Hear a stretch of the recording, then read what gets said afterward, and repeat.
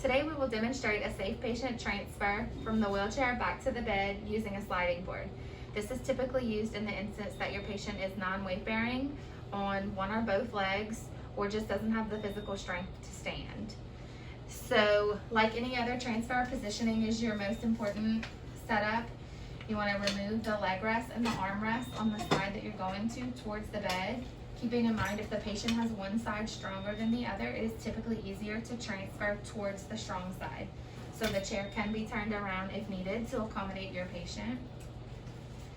You want the chair to come touching the bed. Keeping in mind when you set the chair up where your patient will land, have the patient aim for the top of the bed so that you're not transferring to the foot of the bed and then having to pull them up to the top when your transfer is complete. Make sure that your wheelchair is locked before beginning the transfer. And talk your patient through it so they know what to expect, as sliding board transfers can also induce anxiety in patients. The first thing is to scoot their hips forward. In order to facilitate an easy scoot, you want to weight shift the patient's weight off of the hip you're scooting and then scoot that hip forward using the chuck or the draw sheet underneath if needed.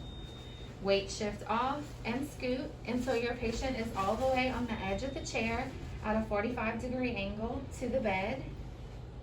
When you're ready to place the board, you have the patient lean off of the hip closer to the bed and lift the leg to position the board well underneath.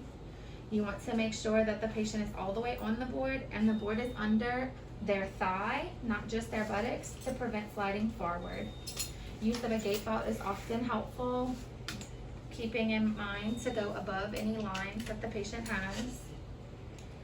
When instructing the patient to assist with scooting, be sure that their hand does not wrap around the board, as when they shift their weight onto it, it'll squish their fingers. They should have a flat hand with all fingers above the board.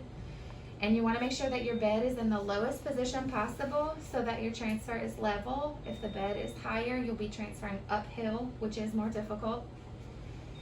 Your first helper will always be in the front to assist and to prevent sliding forward.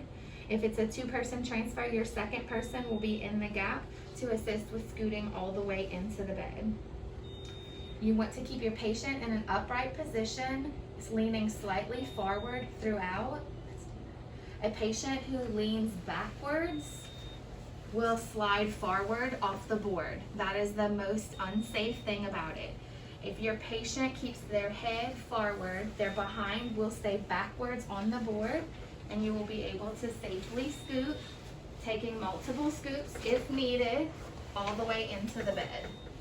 Once the patient is safely seated on the bed, you can lean onto the opposite hip and pull the board out from this side. The chair can then be moved out of the way and the patient can be safely positioned in the bed.